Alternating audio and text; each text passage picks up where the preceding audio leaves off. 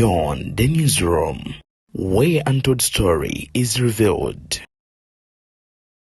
Ebyamusajja mukulu Bebe cool bigenze maaso n'okubeera nga ate byonooneka ate ekyamulumbisizza Bobi Wine ku live ya TikTok bino bimuleetedde obuzibu. Labayo show gyabaddeko eremereddwa okugenda maaso n'okubeera nga eggwa. Robert Kyagulanyi Ssentamu n'ababe nkugambye baanukudde ensonga zineeno kakati maziga nabiwoobe nnyo nnyini ddala naddala eri Ebuvanjuba nebugwanjuba ewaka wasigalawo ewasinga. Beyond the newsroom gwe mukutu ogukuleetera ekyo ekisinga katiranga naffe ng'oyita ku noti 771 44 53 ne noti 744 26 45 na bino bikulu tetulanga bafere tetulanga basawo ba kinnansi n'abagwa mu koowa eryo mwebale kutuwagira. Thank you.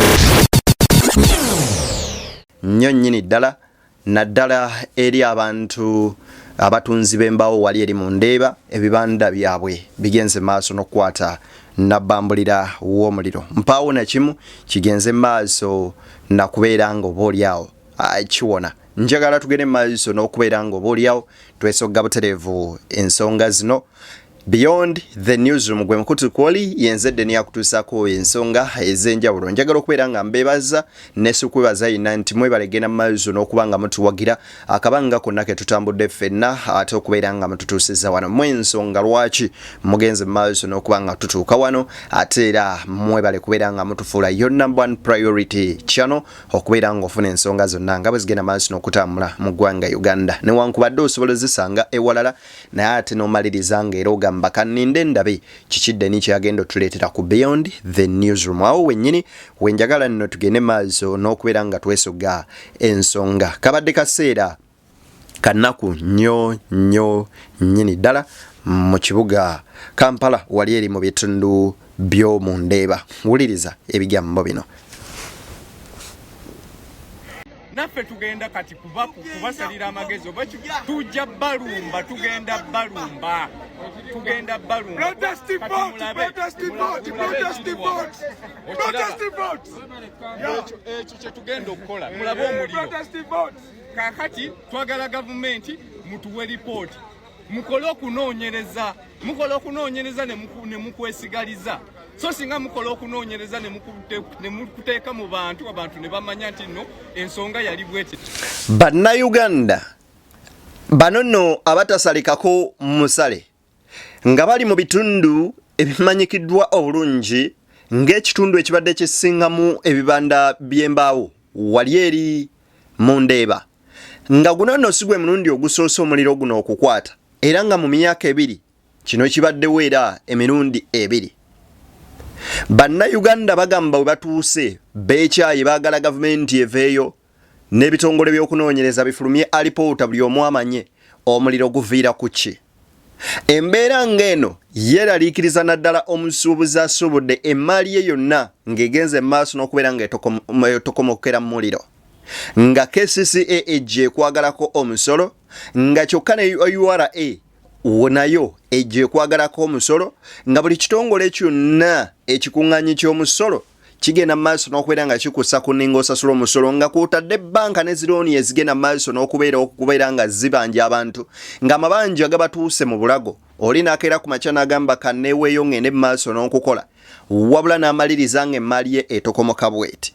Okusinziira ku bannansi baneeno era naddala abakozi wali eri endeba bagamba nti tukooye embeera eno weno wetulaga tugendagenda mu protest vote naffe tukooye abakulembeze abatatufaako ng'ebintu byaffe byonooneka mu ngeri oba oliyawo eyeefaananyirizaako kobweti.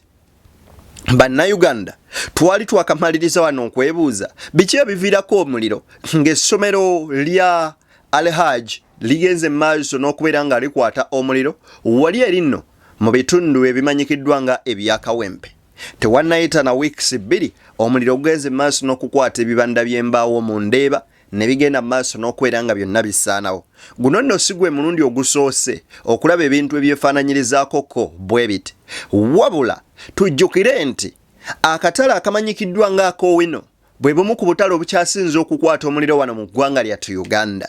era nakivubo oyo yenna wali awo waliwo akatale naye kagenda nga maaso n'okubeera nga kajja at least nga buli luvannyuma lw'emyaka 3 kakwatamu omuliro naye tuwagenda okumaliriza nga bwateekeddwawo ebizimbe buli omu byagenda maaso n'okubeera nga amanyi oluvannyuma lw'okunyiisaawo abasuubuzi ne bagamba katuveewo naye naguno gwaka tebaleetanga alipoota nti omuliro ogwakwatanga wano gwavanga ku kino naye ebizimbe ebiriwo mpaawo na kimu kyali kigenze maaso nakukwata muliro bino nno bireetera bannansi okugenda maaso n'okubeera nga beebuuza ebibuuzo oba oliawo bingi nga naye mpaawo n'omu alina ansa yabibuuzo ebyo byagenda maaso n'okubeera nga yeebuuza bwe boogera ekigambo ekyefaananyirizako bwe kiti baba balaga nti bo embeera gye balimu bannange baleetedde okukoowa n'okubeera nga baleetedde okuba nga bennyamira ekibuuzo kiri nti guno omuliro ogukwata ebitundu nga bino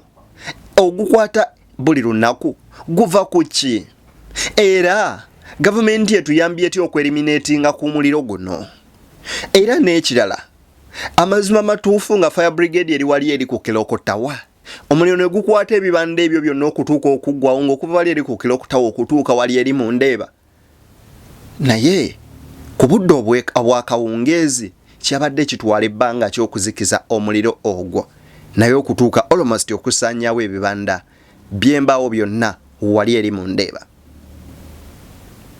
kaseera kanaku nnyo nnyini ddala waliwo ebintu bibize nga bikolebwa oba oliawo ne bibeerawo violently tujja kujjukira ekkanisa era awo wennyini mu ndeeba omugagga Dodo bwe yajja n'agenda mu maaso n'okubeera nga agisenda n'agimenya misanatuku emiranga ne giyita abantu ne baziirana okubula oba oliawo okufa nga bagamba essinzizo lyaffe balisaanyizaawo kyalwaddaaki kooti yesaze omusango ng'egamba ekkanisa baagimenya mu bukyamu newankubadde nga bannannyini ttaka oba oliawo balina obutakkaanya wakati waabwe oba oliawo n'aba ekkanisa ne babagamba muddeeyo mukole kye bayita okubeera nga muteeseganya mumalirize ensonga zammwe ne kooti esooka omaliriza omusango guli ogwaliwo omukadde ate Dodo yabaliyirira okuzzaawo ekkanisa oba oliawo ne gavumenti enamuliyirira yadde ekikumi ekimu bwe kiti ebintu nga bino mu butuufu byeraliikiriza era bikwasa ennaku eri buli munnayuganda era kyenkusaba buli munnansi waali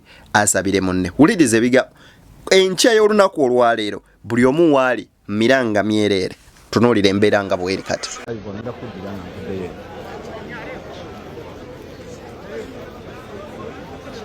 okay mbadde nagwe mpuzigana naye nabatugoberya Sola Kampala Ben Kamia embeera bwetyo bweri wali eri nno mu ndeeba munnange kaseera kannaku kaseera kamanzigira woba obadde olina munywanyewo nga wakolera ekyamazima amatuufu amabanka ne kampuni eziwola ssente bamanerenda bakusiba abantu bafiire mu makomera kubanga bizinensi zaabwe zigenda mu maaso n'okusaanawo mu ngeri oba oliawo eyakyeyonoonero gavumenti eveeyo etuyambe ekola okunoonyereza ku nsonga nga zino ate yambe ne bannansi kati bano be bantu abasaana okuwa ssente bambi bebbulule mu mbeera gye balimu akadde kano ne n'osanga ng'ensimbi bazikwata biliyoni ne biliyoni z'ensimbi nga baziwa bamusiga nsimbi abajja kuno okubeera nga basiga ensimbi ate ne babawa ensimbi batandikewo bye bagenda okusiga ensimbi kati abantu nga bannansi ababadde beekolera obulimu bwabwe obwo obutonotono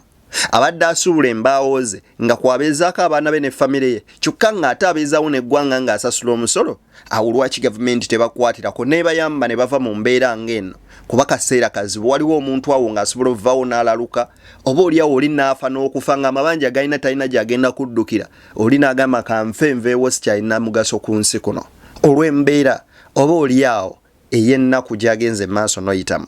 Let's go into it. Bebe call. Nambooze byayogedde bya kisiru nnyo. It is the most stupid thing. Lwaki temwaze ku ebyo ne mu correctinga Nambooze? Muli ku Bebe kulu. Olwokubanga mwagala okubika ensobi za Nambooze. You started that topic because Nambooze had done the most stupid. Bobi Wine and Nambooze this week have said the most stupid two statements. How do you attack? How do you come and say nti Abaganda abawakyawagira Museveni muli basiru nnyo? Obuwagizi bw'omukulembeze wa Uganda buva ku Baganda oba buva ku Bannayuganda? Why is your topic always about Baganda? Can't you have common sense and see ntine echo kikukyaya tribes endala? For us, of course, tukubengalo naye ate kinuma nnyo kati njagala nnyo ku exposing exactly what nali ngamba ntino Bobi Wine omutwe gwo munafu nnyo. Omanyi ennugu n'obutaagaliza ndwadde nnene nnyo naye byo ebigambo Bobi Wine byayogedde bye twagala okubeera nga tumanya entabo kwe yavudde biri wawuliriza. Omuntu mu Buganda muno ng'akyawagira Museveni oyo ebintu bibiri either musiru nnyo oba mubi nnyo. Nkazeemu emirundi esatu mukawulirize nti omuntu mu Buganda muno Buganda Bebe cool. Do you differentiate between Baganda and Buganda? Do we differentiate? Buli omu abeera mu Buganda Muganda.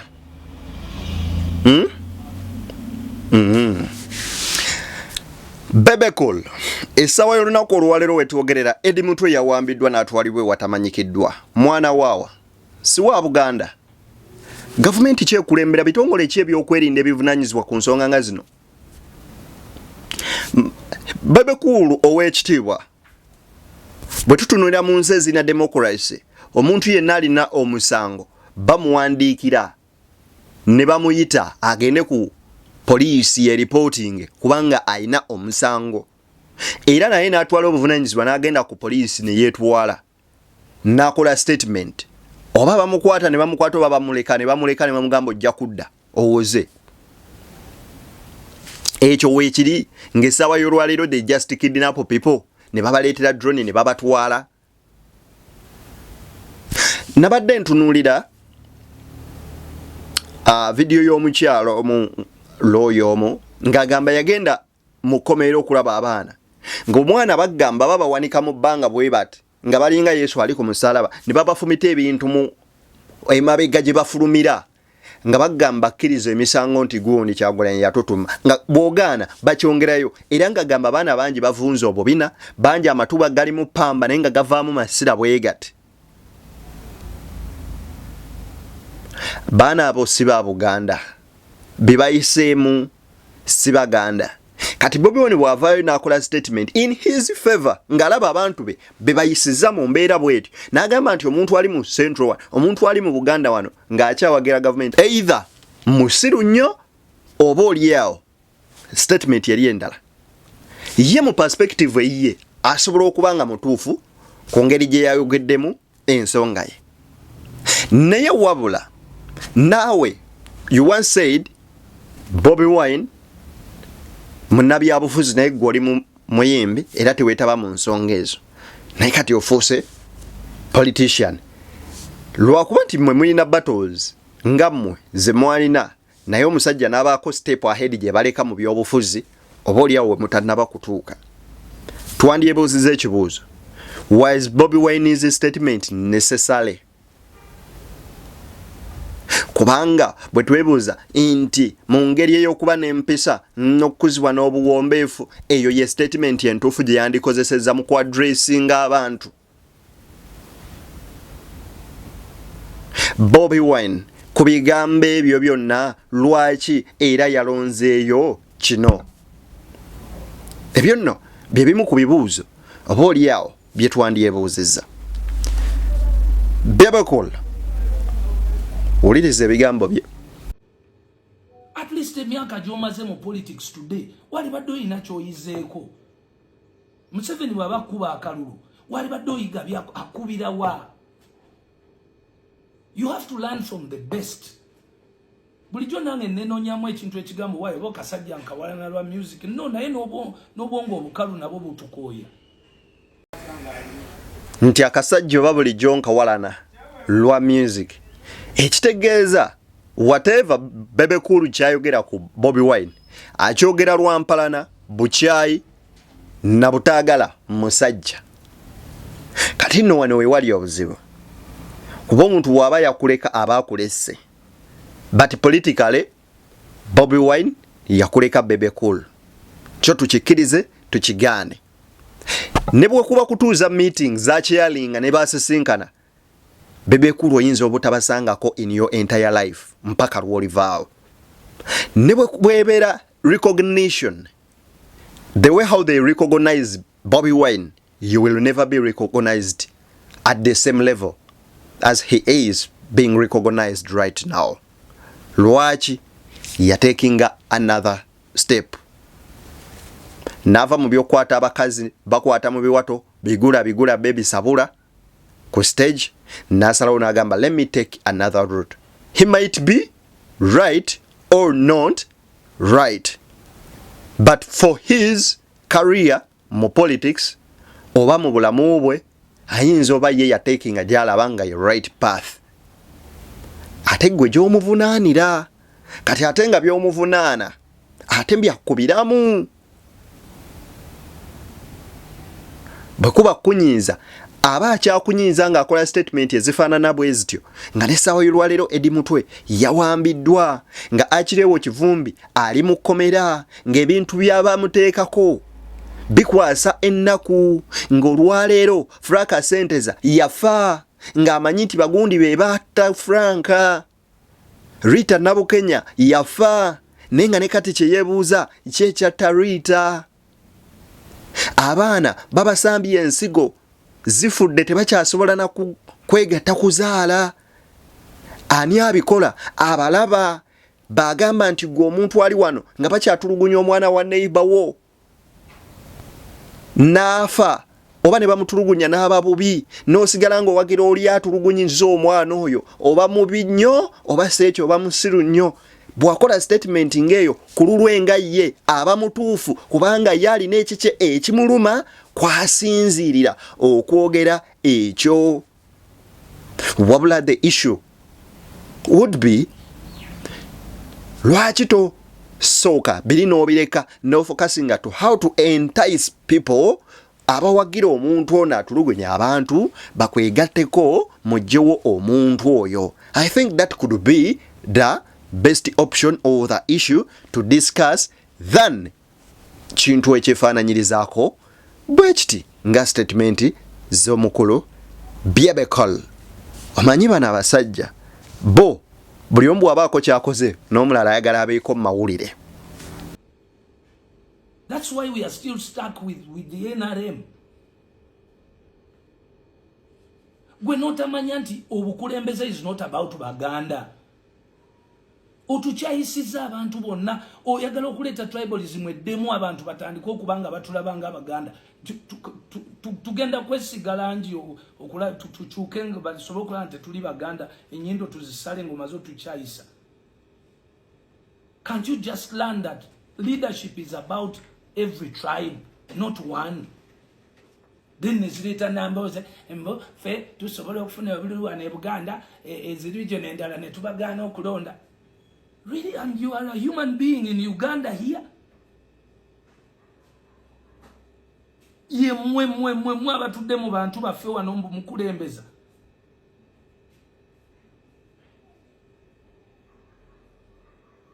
Ensonga lwaki have gone to the politics is because it is no. Ekyamazima matuufu bwe kuba kuleka byabufuzi musajja mukulu tuyambe ebyobufuzi obyesonyiwe kyeka byo byakugwa kkono. Ate nze nkwagala nnyo kuba oli musajja muyimbi nnyo, oli musajja muyimbi mulungi era tukwagala nnyo naddala mu kuyimba. But ebigambo bya Nambooze byayogera annyonnyola ku bika bya protest vote kyeki. Video gyenzijo kuddako maaso okukola ngenda kukuleetera video ya Nambooze nga nnyonnyola ebika bya protest vote na butya protest vote bweba eyina okuba. Kuba zirinamu ebika bingi. Waliwo gamba katugende tulonda akalulu mu bungi abantu bagambe abantu bakoowu olaba balonze obululu mu mbeera yeefaananyiriza bweti abantu bakoowu. Eyo one.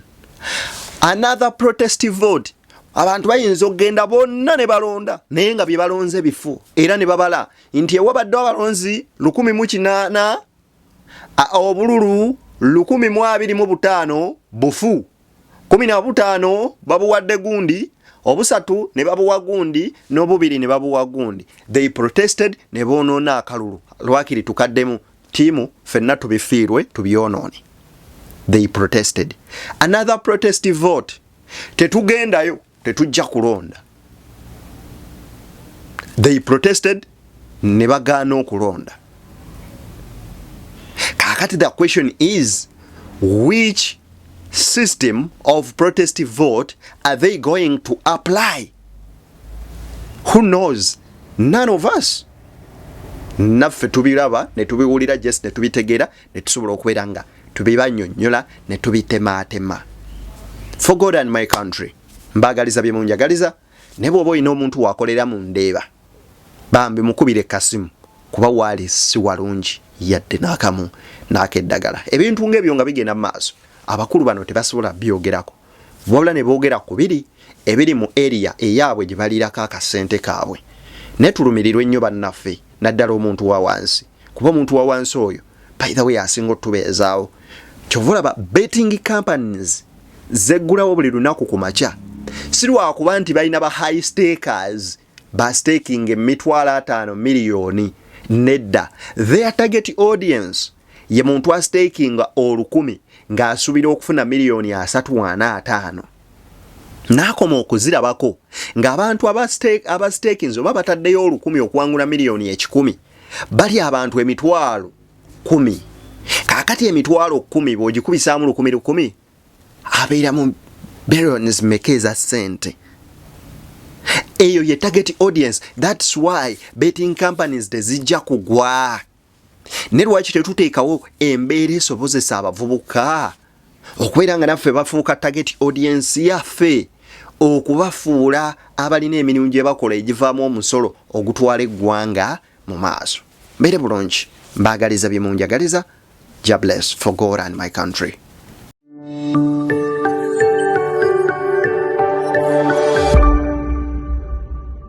Beyond the newsroom, where untold story is revealed.